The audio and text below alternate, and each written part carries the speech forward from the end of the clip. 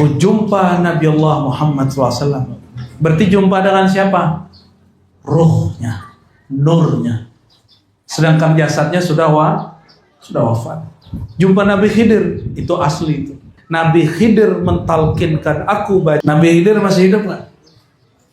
Cuma kalau kita kan seringnya taunya Nabi Khidir pengemis ya. Ya, enggak mesti. Nabi Khidir itu ujian bagi para salik dan para aulia. Jangankan salik aulia, Nabi Musa diuji oleh Nabi Khidir. Gimana nih?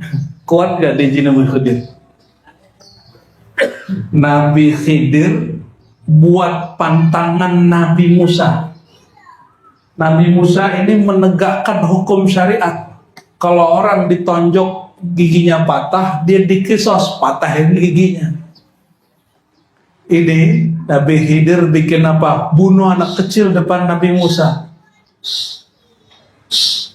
Protes. Padahal sudah janji nggak bakal protes lagi ngaji.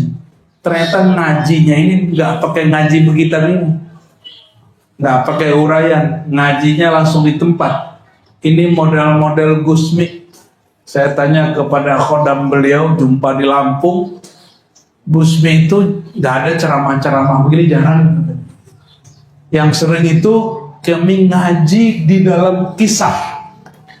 Mengalami sesuatu dapat ilmu, mengalami sesuatu dapat ilmu. Mirip-mirip Nabi Allah Khidir alaihissalam atau Khidir ya. Nabi Khidir masih hidup atau enggak? Tahu dari mana? Pernah jumpa enggak? Hah? Dari cerita. Karena yang cerita ulama yang dipercaya kita coba nanti yang ulamanya antum nggak percaya nih, bapak ibu ini nggak percaya, masih percaya nggak Nabi Khidir hidup? Orang bawa-bawa Imam Bukhari, kata ada seorang ustaz, kata Bukhari, Nabi Khidir, hadis tentang hidup Nabi Khidir dhaif, maka dia meyakini Bukhari tidak percaya Nabi Khidir masih hidup. Ini distorsi teks, nggak begitu cara memahaminya. Secara ilmu hadis itu ilmu panca indera.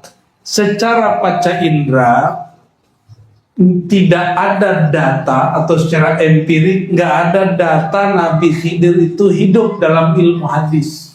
Dalam ilmu apa? Menurut Imam Ibnu Hajar, tapi bukan Imam Suyuti. Menurut Imam siapa? Ibnu Hajar.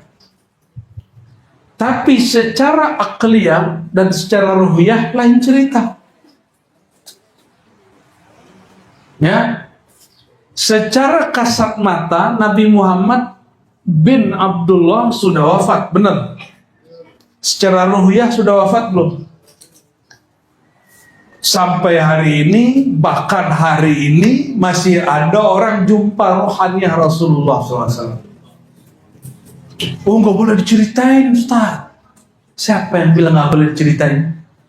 Ini imam yang kita ceritain, Imam Sidi Ahmad, bercerita tentang pertemuannya jumpa dengan Nabi Khidir, Nabi Muhammad SAW. Saya dapat kabar dari Gus Novi, Mbah Baidowi, Lasem, juga berjumpa dengan beliau dan menceritakan itu kepada muridnya. Justru dibalik, ciri-ciri orang yang nggak pernah jumpa Nabi yang nggak bisa cerita. Jangan dibalik. Ciri-ciri orang yang tidak jumpa Nabi tidak pernah cerita jumpa Nabi. Itu bohong, kaidah batil itu. Ya, kaidah batilah. Kaidah yang sahihnya apa? Orang itu nggak mungkin menuangkan cangkir kalau isinya nggak ada. Maka pasti orang menceritakan apa yang ada dalam cangkirnya, apa yang dialami. Kalau nggak pernah jumpa ya nggak pernah cerita. Ya. Oke, itu satu ya. Apa kata Sidi Ahmad? Aku jumpa Nabi Allah Muhammad SAW. Berarti jumpa dengan siapa? Ruhnya, nurnya. Sedangkan jasadnya sudah wafat. Jumpa Nabi Khidir, itu asli itu. Apa yang beliau alami?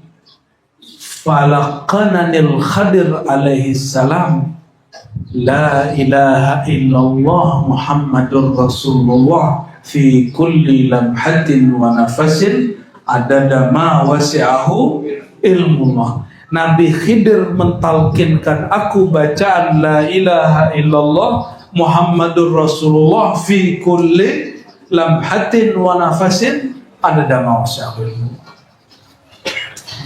Ini dimasukkan oleh Syekh Muhammad Yasin Al-Fadani, gurunya Mbah Baimun Zubair, dan gurunya anak-anak beliau, murid dari Mbah Baidawi. Mbah Baidawi itu gurunya Syekh Yasin juga.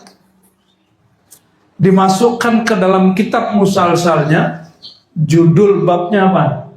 Al-Musafahah Al-Khadiriyah. Musafahah bersalaman ala Nabi Khidir, dan talqin di bagian lain. Selevel Syekh Muhammad Yasin Al-Fadani, Syekh Muhammad Alawi Al-Maliki percaya bab ini. Loh, kok ada kiai hari ini yang gak sampai makom, mereka gak percaya? Ya mungkin karena makomnya gak nyampe ya. Harusnya kalau gak nyampe tawakuf, tasdik. Tawakuf itu diam aja, nggak usah ingkar, nggak usah bilang iya. Kalau tasdik, karena yang ngomong imam dari masyaikh kita, harus kita percaya aja. Ya, Syekh Muhammad Yasin Al-Fadani, gurunya para kiai di negeri kita, tinggal di Mekah. Masukkan itu ke kitab hadis musalsal. Oke? Berarti selevel Syekh Muhammad Yasin Al-Hadis percaya begitu. Ada musafahah Khidir, ada talqin Nabi Khidir. Ya, saya juga dapat dari beberapa masyaikh. Oleh karenanya para sadah Idrisiyah, pemimpin tarekat Idrisiyah, mereka bertahaddus menceritakan nikmat Allah ini. Apa? Sanad kami, silsilah kami ke Nabi Khidir pendek katanya. Ya boleh sih. Tidak lama kata Sidi Ahmad, setelah diamalkan zikir ini, beliau jumpa lagi dengan rohaniah Nabi Muhammad SAW dan Nabi Khidir, dan sekarang langsung diajar oleh rohaniah baginda Rasulullah Sallallahu Alaihi Wasallam. Zikirnya sama apa? La ilaha illallah Muhammadur Rasulullah fi kulli lamhatin wa nafasin adada ma wasi'ahum ilmullah. Orang baca ini dengan hati yang hadir, dihitung zikir tahlilnya sebanyak pengetahuan Allah. Sebanyak pengetahuan Allah. Percaya gak? Orang yang hidup 12 abad setelah Nabi dapat talqin dari Nabi, percaya gak? Ya. Makanya saya tanya tadi, yang meninggal itu Muhammad Rasulullah atau Sayyidina Muhammad bin Abdullah? Jasad Sayyidina Muhammad bin, kalau Muhammad Rasulullahnya, Muhammad Nabiullahnya, Muhammad Nurullahnya masih utuh. Nabi Muhammad masih Nabi gak? Masih Nabi? Kalau Nabi Isa turun, masih Nabi atau wali? Wali yang kencang. Nabi Isa kalau turun sebagai Nabi atau sebagai wali? Apa dalilnya? Apa kata beliau? La nabiyya ba'di, gak ada lagi nabi setelah aku. Jadi jangankan Mirza Ghulam Ahmad Qadianiyah, Nabi Isa turun aja bukan sebagai nabi, sebagai wali. Maka imam-imam kitab ijma' mengatakan kalau Nabi Isa turun karena khataman lil auliya, beliau menutup semua generasi para wali. Betapa beruntungnya umat Nabi Muhammad SAW, penutup kewaliannya dulu seorang nabi. Dulu seorang nabi Bani Is turun sekarang bukan sebagai nabi. Maka Nabi Khidir itu gelar nabinya tetap, tapi nubuatnya sudah nggak berlaku. Imam Qushairi mengatakan Khadir waliyun min awliyaillah, wali dari antara wali Allah. Sidi Ahmad Tijani juga begitu. Tapi Imam Nawawi bilang nggak begitu. Apa kata Imam Nawawi? Enggak, dia seorang nabi. Gimana cara mengislah dua pendapat ini? Ini ulama bilang dia wali, yang satu bilang dia. Kata Imam Nawawi, kalau kita katakan Nabi Khidir itu bukan nabi, nanti khawatirnya orang berkeyakinan seorang nabi bernama Musa berguru kepada wali. Terbayanglah oleh orang awam bahwa wali lebih tinggi dari nabi. Tapi dijawab oleh guru-guru kita, masyayikh kita hari ini, enggak begitu. Yang dikalahkan Imam Qushairi itu tentang hakikat kenabiannya sekarang. Setelah zaman Nabi Muhammad SAW, tidak ada lagi nabi kecuali Nabi Muhammad SAW. Jadi kalau nabi terdahulu muncul, Nabi Ibrahim dipanggilnya nabi, tapi beliau statusnya bukan nabi lagi, umat Nabi Muhammad SAW. Saya sering sampaikan, setiap nabi, kalau di riwayat ada sekitar 12 yang sahih, 12 nabi. Tapi sebenarnya semua nabi berdoa menjadi umat Nabi Muhammad SAW. Dulu pernah doa nggak jadi umat Nabi Muhammad waktu di alam roh? Nggak ingat ya? Nggak ingat. Ada yang ingat gak? Pak Ali ingat gak Pak Ali? Namanya bagus Pak Ali. Kan pangkatnya tinggi nih. Di sono ingat gak? Nggak nyambung ya? Kita tanya ke Kiai, siapa tahu Kiai ingat. Gus, ingat gak Gus? Dulu dalam ruh pernah doa gak dulu? Gimana nih? Gak ingat toh? Gak ada yang ingat, Kiai aja gak ingat, apalagi situ.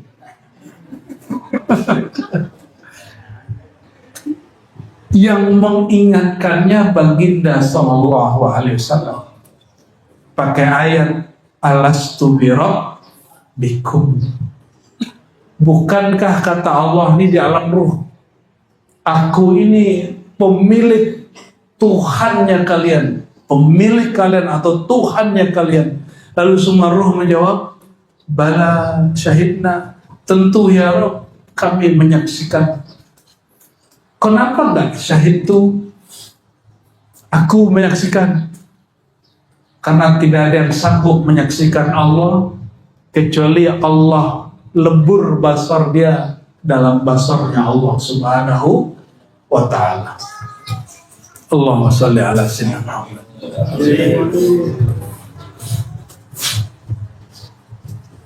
Jadi Nabi Muhammad masih bisa dijumpai nggak sampai sekarang? Apanya? Jasadnya apa kan? Nurnya. Dan yang paling bagus menjelaskan ini Imam Al-Ghazali. Kata Imam Al-Ghazali, ada yang jumpa Nabi misalnya, permisalannya. Misalnya habis ngaji sirah Nabi, kisah Nabi, terbawalah nih ke alam tidur. Permisalan yang dikisahkan oleh Pak Kiai, karena saking rindunya kepada beliau, gambaran di bawah Nabi pakai serban, bajunya hijau dan segala macam, jumpa persis seperti itu. Itu namanya jumpa citra permisalan Nabi. Dan itu hak, itu benar. Ada orang bukan di alam misal dia ketemu, dia di alam nur. Dia jumpa nurnya Nabi Muhammad SAW. Ada yang naik lagi di alam ruh, dia jumpa dengan ruh baginda Nabi Muhammad SAW. Ya. Jadi jumpa beliau banyak caranya.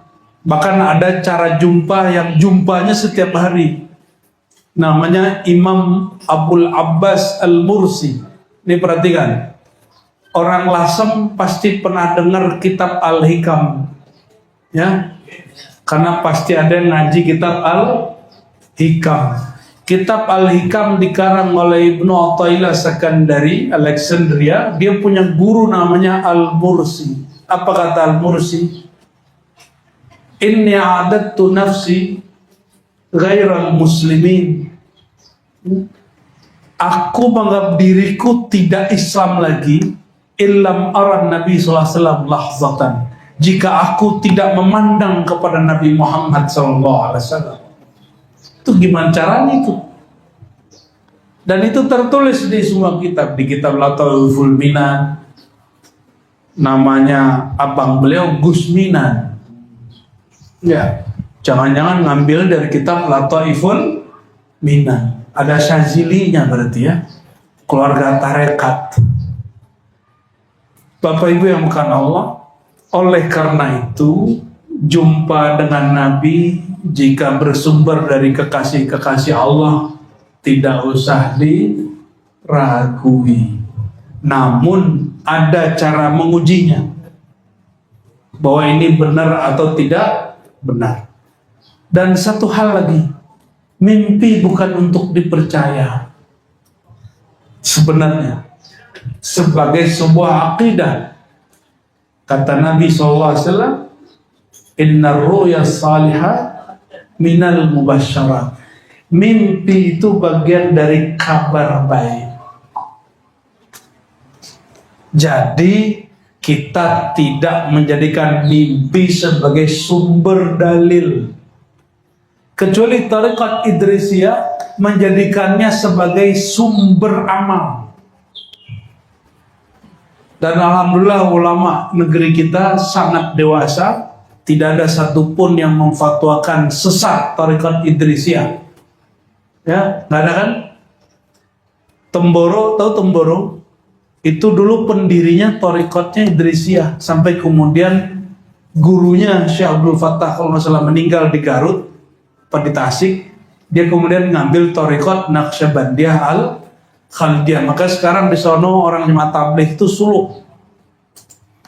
Orang jemaat tabligh itu bukan Wahabi Pak ya. Jemaat tabligh yang khuruj itu Ahlus Sunnah. Cuma mungkin gayanya nggak Jawi. Ya, bajunya baju Pakistan, India, Bangladesh. Nggak apa-apa.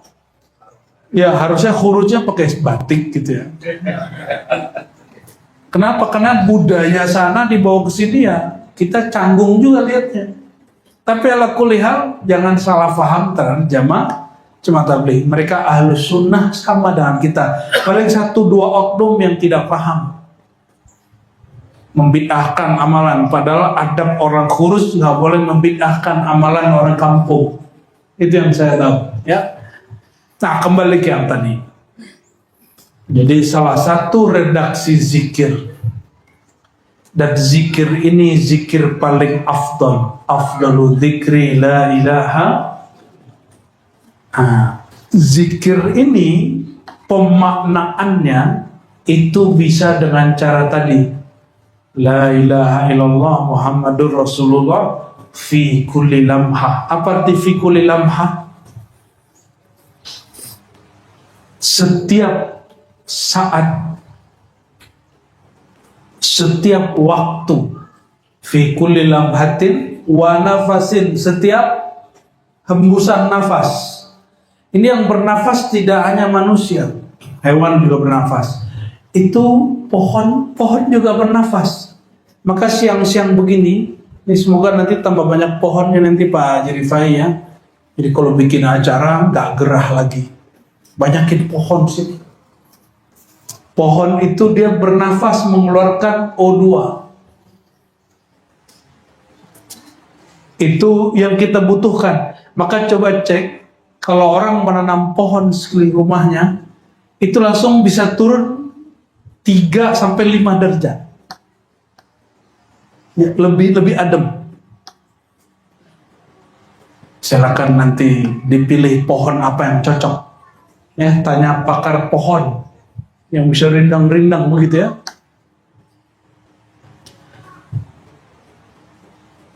Fi kulli lamhatin wa nafasin, setiap nafas. Coba nafas kayak gimana nafas? Nafas. 1, 2, 3 gitu ya. Ada keluar masuknya, ada. Coba kalau nafas nggak dikeluarin gimana? Coba nafas, ambil nafas 1, 2, 3. Tahan. Coba nggak keluarin, kuat nggak? Mesti dikeluarin.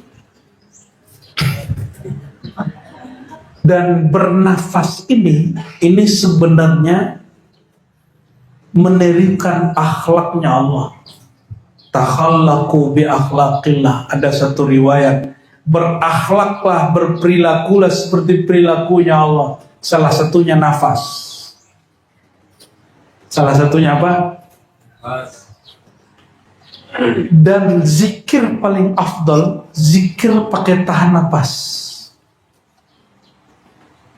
Oleh karenanya ada namanya zikir nafi isbat. Zikir meniadakan la ilaha illallah ditahan napas. Ada Fatihah 1 napas, tapi nggak seperti taraweh yang di mana tuh? Blitar.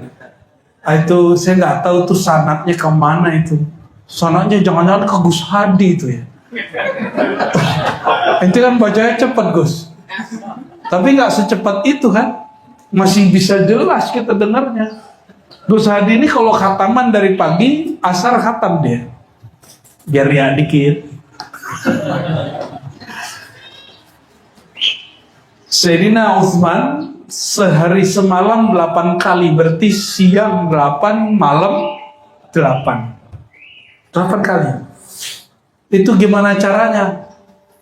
Itu napas. Pakai apa?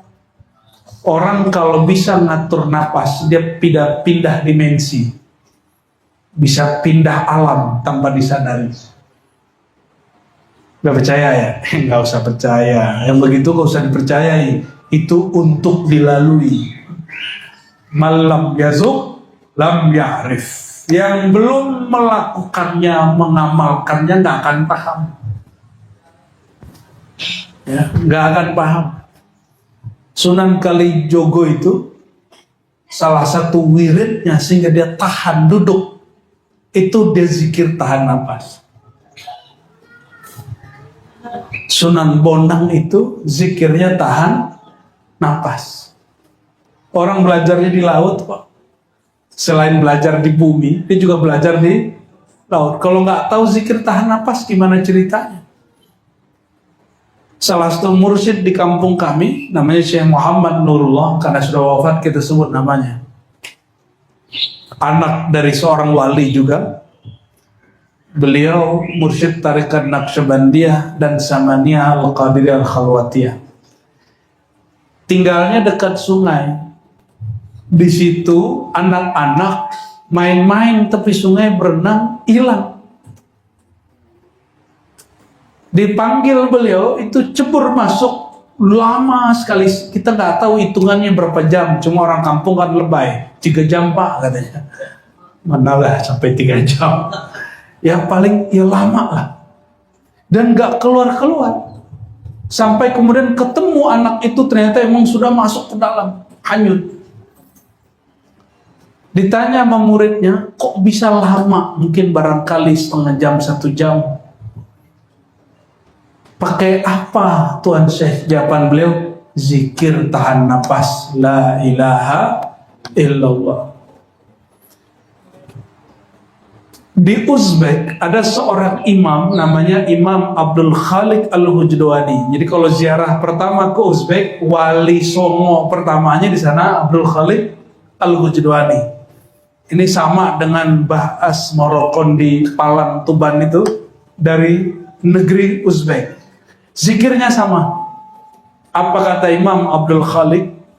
Nanti Imam Abdul Khalik ini menurunkan zikir namanya Khatam Khajakan. Khatam Khajakan ini lanjutannya Tariqat Naqsyabandiyah. Kata Imam Abdul Khalik, aku didatangi Nabi Khidir dan beliau mengajarkan aku zikir la ilaha illallah Muhammadur Rasulullah, tapi belum pakai fi kulli lamhatin. Apa kata beliau? Kamu masuk ke dalam air, jangan keluar 2 jam. 2 jam dia nggak keluar. Jangan cobain ya. Ini nggak boleh dicobain kalau ada mursyidnya. Ini hanya boleh dicobain kalau ada mursyid. Kalau mursyid nggak nyuruh, jangan minta ya. Karena Imam Abdul Khalik nggak pernah minta, disuruh karena patuh kepada Tuan Syekh. Ternyata seorang Nabi Allah, Nabi Khidir, dia turun langsung. 2 jam dia nggak keluar air, napas la ilaha illallah Muhammad Rasulullah, tapi dalam hati. Lidahnya dikunci, hidungnya, kalau orang lidah kunci tahan napas semuanya akan tertutup. Lebih kenceng daripada diving. Pernah dengar diving nggak? Diving itu masuk ya 10 meter, 20 meter. Kalau di dalam laut ini kan arusnya macem-macem. Nanti kalau orang nggak paham bisa pecah nih gendang telinganya. Ada teknik-teknik yang saya nggak ngerti-ngerti amat, tapi barangkali Al-Imam Abdul Khalik Al-Hujdwani, pendahulu Naqsyabandiyah, sezaman dengan Syekh Abdul Qadir Jilani, mempraktekkan la ilaha illallah Muhammad Rasulullah, tahan napas 1 napas di dalam air. Dan itu tertulis di kitab Rasyahat Ainul Hayat. Ya, silakan, kan hijabnya santri itu dan sebagian kiai, mana kitabnya? Ya, baca kitab Rasyahat Ainul Hayat, atau yang sudah diringkas oleh Syekh Muhammad Amin Al-Qurdi, judulnya Al-Mawahib Al-Sarmadiyah. Ya. Jadi zikir yang dibawakan tadi oleh Gus Novi ini bukan zikir sembarangan, Bapak Ibu. Jadi kalau beliau baca begitu, baca dengan semangat, hayati. La ilaha illallah Muhammadur Rasulullah fi kulli lamhatin wa nafasin. Ada tambahan belakang. Ada dama wasi'ahu. Sebanyak bilangan ma, apa yang wasi'ahu, yang luasnya diliputi oleh ilmullah, ilmunya Allah. Pertanyaan, ilmu Allah meliputi apa aja? Ilmu Allah itu meliputi semua alam. Betul nggak? Berarti zikir ini meliputi seluruh alam. Namun bagusnya kalau baca ini, nanti ada buku beliau khusus tentang wirid sholawat. Zikir ini dipadu dengan sholawat, sholawat Sidi Ahmad, ya, supaya apa? Zikir la ilaha illallah itu faedahnya bikin hangat diri kita. Dia mesti disejukkan lagi dengan bersolawat kepada baginda Nabi Muhammad Sallallahu Alaihi Wasallam. Nah, Bapak Ibu mau mengamalkan zikir tadi nggak? Diamalkan, cukup dibaca 3 kali ba'da sholat. Mau? Ya, biar sama dengan zikir alam semesta. Coba dibaca sama-sama. La ilaha illallah Muhammadur Rasulullah fi kulli lamhatin wa nafasin adada ma wasi'ahu ilmullah. Al-Fatihah.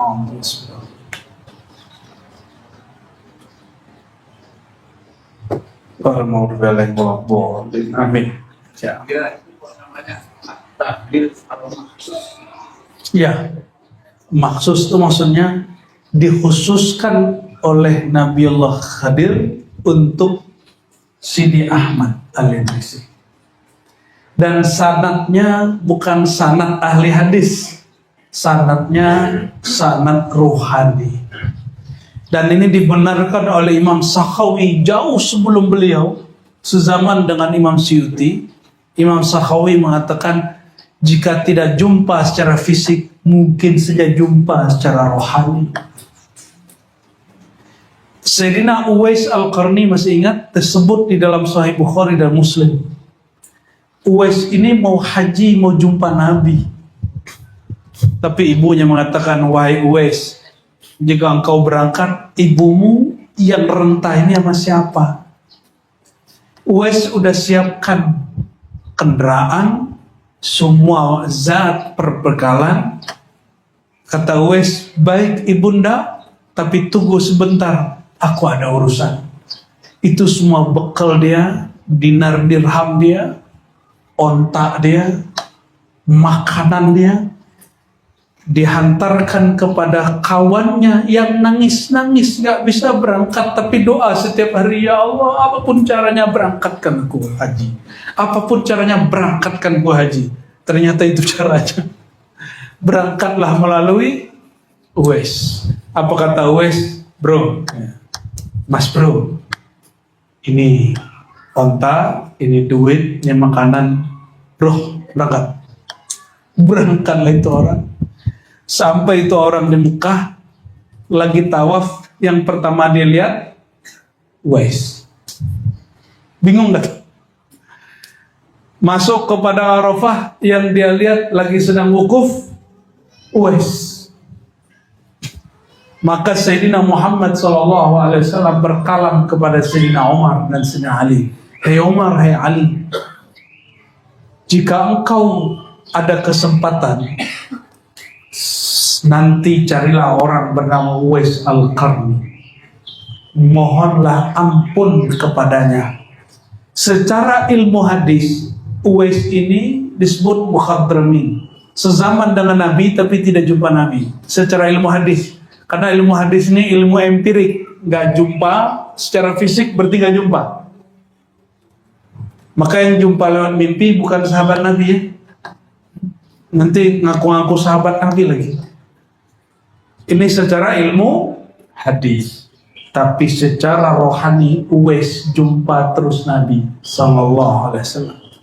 Saya baru paham baca kitab judulnya Siratul Aulia atau Khatmul Aulia karya Imam Al-Hafiz Al-Wali Al-Arif Billah Al-Hakim Tirmizi. Imam Hakim dari kota Tirmiz sezaman dengan Abu Isa Tirmizi. Dia punya kitab Khatmul Aulia. Apa kata dia? Tahukah engkau apa yang terjadi pada Uwais? Uwais itu patuh kepada ibunya karena dia ingat itu ajaran Nabi.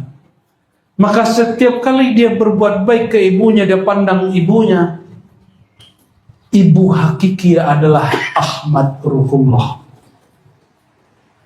Maka saat dia berbuat baik kepada ibunya, dia ruhnya langsung terhubung kepada Ummur Ruh, induk semua ruh, Abur Ruh, ayahanda semua ruh, Sayyidina Muhammad SAW.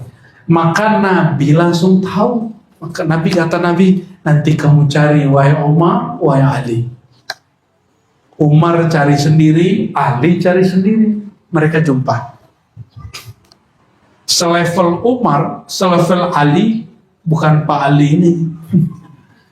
Diminta, disuruh beliau memohon ampun terhadap urusan-urusan mereka. Berarti Uwais jumpa Nabi secara rohani, jumpa Nabi secara fisik, tidak jumpa Nabi Muhammad SAW. Ya, disebut tabi'i mukhadram, ya, pengikut Nabi tapi tidak jumpa secara fisik, namun sezaman dengan beliau. Oleh karena itu, Bapak Ibu, ini zikir diamalkan Sidi Ahmad bin Idris Al-Idrisi, ditalkinkan secara khusus, maka disebut tahlil maksus. Ya, saya tanya kepada Romo Kiai Taifur Mawardi waktu minta sanad tabarukan ke beliau, tarekat terakhir yang sering diamalkan Abu Yasin Muhammad apa, Romo Kiai? Jawaban beliau, yang sering saya lihat tarekat Idrisiyah, karena simple, silsilahnya dekat ke Nabi, amalannya sederhana. Namun ini bukan nyuruh Bapak Ibu bertarekat baru. Saya mau kasih pertanyaan, ini sebagai bagian part terakhir sebelum penutup. Sayyidina Ahmad bin Idris Al-Idrisi jumpa rohani Nabi. Oke? Apakah itu khusus untuk beliau? Bolehkah hari ini Gus Novi secara ilmu rohani atau ilmu akidah Allah perjumpakan rohani Nabi? Mungkin nggak? Dan ditalkin Nabi, mungkin nggak? Ditalkin Nabi Khidir, mungkin nggak? Mungkin. Secara ilmu akidah Ahlussunnah mungkin. Pertanyaan kedua, apakah yang terjadi pada Sidi Ahmad bin Idris Al-Idrisi sama juga dengan Sidi Ahmad Tijani? Ya? Apakah setelah mereka sudah tidak ada lagi wali yang layak mengalami itu? Gimana? Masih ada nggak wali yang layak mengalami itu? Gimana? Ada? Mungkin? Mungkin nggak dia orang Jawa? Mungkin nggak dia orang Sunda? Orang Padang? Orang Bugis? Orang Nusantara? Mungkin nggak? Mungkin aja. Suka-suka Allah. Itu Sidi Ahmad bukan orang Arab Jazirah Arab, dia orang Maroko, orang Maghrib. Ya, Sidi Ahmad Tijani ngalamin hal sama, juga bukan orang Jazirah Arab, dia orang Maghrib. Berarti pengalaman jumpa Nabi nggak mesti kepada orang-orang tertentu. Siapa saja yang Allah pilih mungkin terjadi. Makanya di Quran disebut Allahu yajtabi ilaihi man yasha. Ya. Surat Asy-Syura, ya. Allah suka-suka dia siapa yang dia pilih untuk datang kepadanya. Oleh karenanya ini ujian orang di zaman Sidi Ahmad bin Idris Al-Idrisi. Selama ini orang berpikir percayanya mah wali udah mati. Mati dulu wali, orang percaya. Lebih kurang sama di zaman itu. Sidi Ahmad dianggap sesat, dianggap khurafat, dianggap halusinasi. Tapi muridnya paham, dan sebagian ulama paham. Beliau tidak difatwakan sesat, tapi disesatkan juga oleh orang lain. Masalahnya apa? Boleh nggak ini diceritakan kepada umat Islam? Bagi saya semua nikmat dari Allah boleh diceritakan dengan cara yang tepat kepada umat Nabi Muhammad SAW. Dalilnya akhir surat Ad-Duha. Coba akhir Ad-Duha apa? Amma bini'mati rabbika. Perhatikan kalimatnya, bukan fahadis dulu. Fahadis ceritakan, enggak. Yang tepat itu bini'mati rabbika, yang dipandang nikmat Allahnya, bukan ceritanya. Hari ini orang berdebat karena berbeda pendapat tentang ceritanya, bukan tentang nikmat Allahnya. Maka Imam Ghazali mengatakan yang disebut tahaddus bin ni'matillah an tuhadditsa bi ni'matihi wa tara anna al-mun'im al-haqiqi huwa Allah.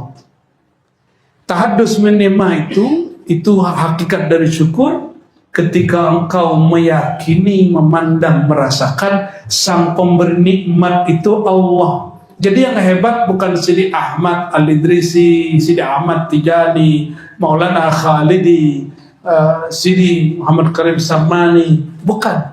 Yang hebat itu Allah yang ngasih. Jangan sampai kisah itu membuat kita mengkultuskan seorang imam. Mentakzimi boleh, mengkultuskan jangan. Mencintai wajib, ya, tapi mempercayai yang bukan-bukan jangan. Nah, Bapak Ibu yang makan Allah, ingin gak jumpa Nabi? Ingin? Mau beneran? Beliau mengijazahkan secara am. Ini ijazah Nabi, nggak perlu ijazah dari kiai. Kata beliau, aksiru minas salah fi yaumil jum'ah. Perbanyak sholawat pada hari Jumat. Hari Jumat itu mulai dari hari Kamis sore sampai besok sore. Kenapa? Fa inna sholatakum ma'rudatun alayya. Semua sholawat kamu langsung dilapor sampai kepadaku. Ma'rudah. Bertanya sahabat Nabi, wahai baginda, mana mungkin sampai kepada engkau waqad aramta, sedangkan jasadmu sudah hancur. Ternyata sahabat Nabi belum tahu sebagian bahwa tubuh para anbiya tidak pernah disentuh oleh cacing, oleh tanah, tidak pernah dirusak oleh tanah dan cacing. Maka Sayyidina Muhammad SAW berkalam, ini hadis Imam An-Nasai, hadisnya sahih. Inna Allah harrama al-ardi an ta'kula ajsad al-anbiya. Di riwayat lain antusida ajsad al-anbiya. Allah mengharamkan kepada bumi untuk mengganggu, merusak tubuh para anbiya. Karena para aulia, para ulama itu pewaris para nabi, insya Allah terjadi sama. Ya, insya Allah terjadi sama.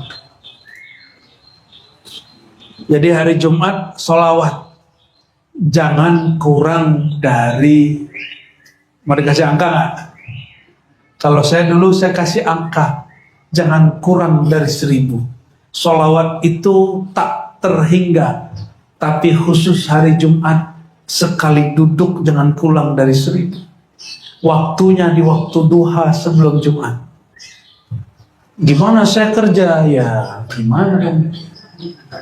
Ya udah pindahin ke malam hari, malam Jumatnya. Itu sudah berlaku, Pak. Cuma kan ngantuk-ngantuk ya. Ya.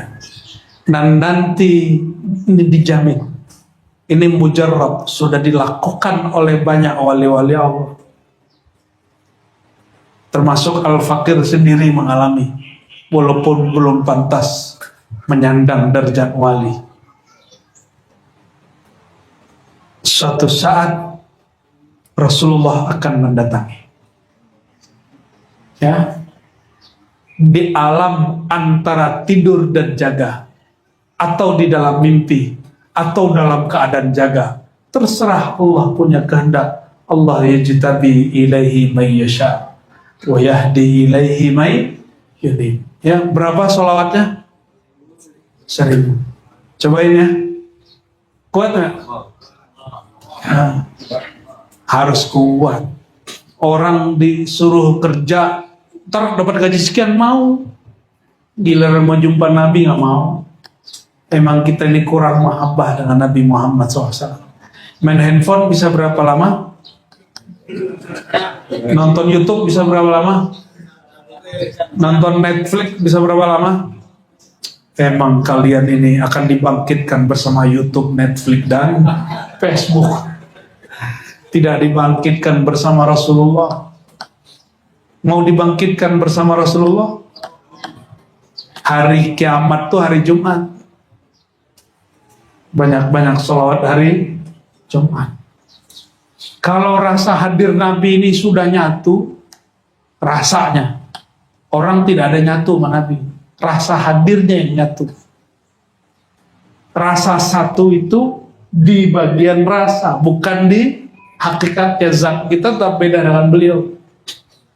Maka dia bisa merasakan kapanpun bisa sholawat. Kalau orang begitu nggak perlu lagi angka. Angka itu cuma untuk patokan latihan mubtadi pemula.